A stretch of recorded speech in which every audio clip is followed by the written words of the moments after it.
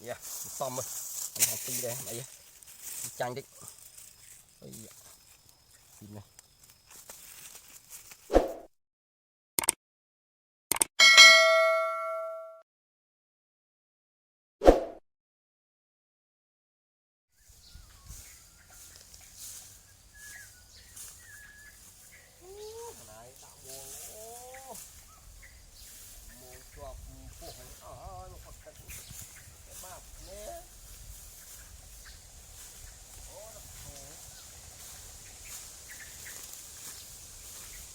đọc bài bật tật mình đó ơi cái gì à lấy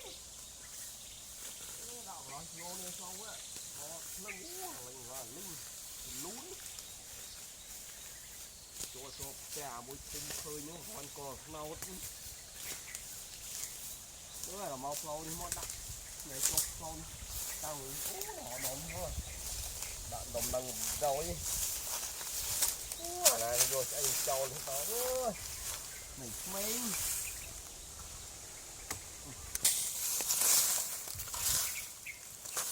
ô khai đi khai prang lật thôi anh pin đã bật thấy bớt hay kẹp anh bạn đâu ơi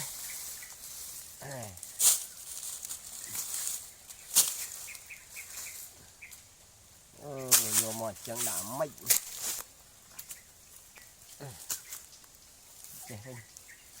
vô mò xì xì từ phật tật là mó khuyên kẹp ạp năng vậy pí à bày tầm nghe nó món trâu nó vô năng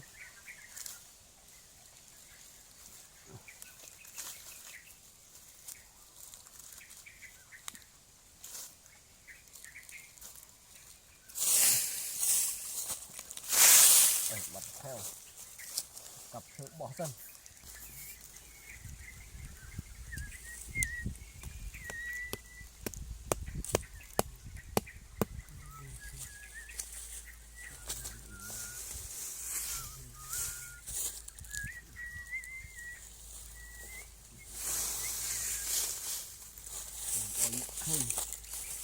nó đặt bị áp thế cái mỗi cửa khó quá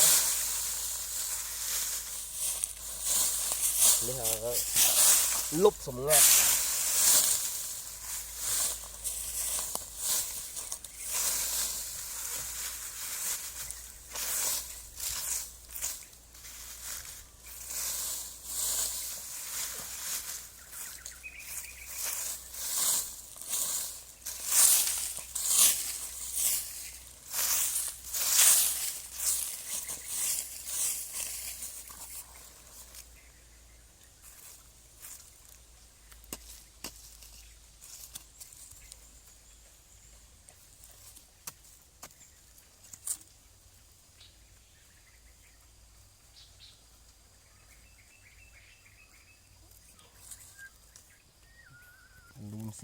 xí mò áp chỗ hồn đó các bạn lúc sau đó hồn êm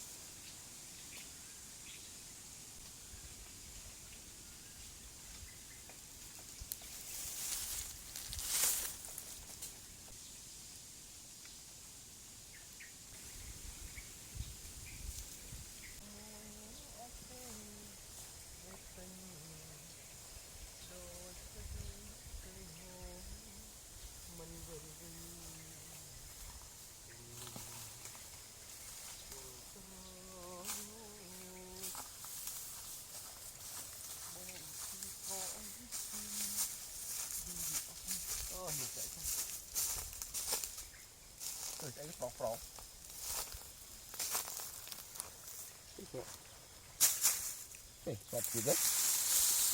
Cái tọt đen. Chọc. Men. Ui. Gì. Ngon quá. Pi này. Đỏ thật. Này. Cái là gì small vậy á. Khang này bên cái bắt trốn. Cho hàng đi vậy. Chạy mày chứ bay. Nó còn nhàng tới. Từ mình tích.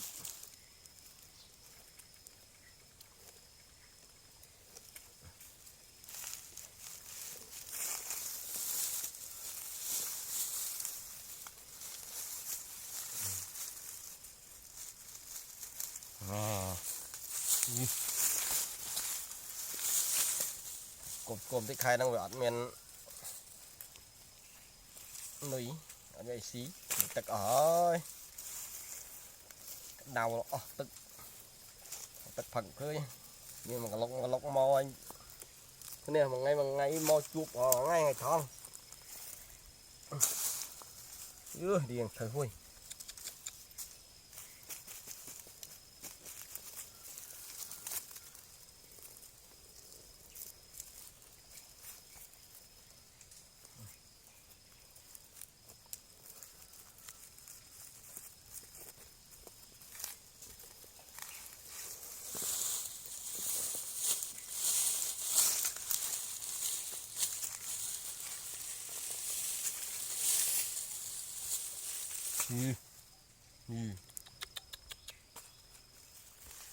yeah xong rồi còn tí đây mày chanh đấy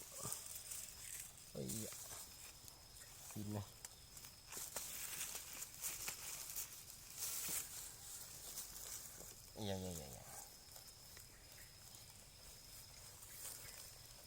oh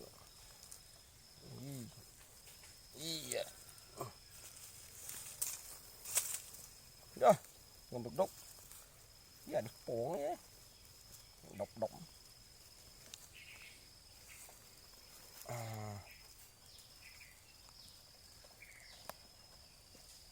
oh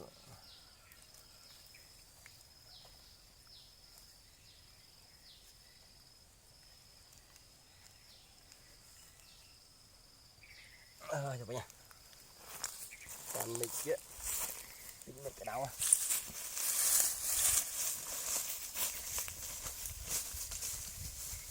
lọc chặt nữa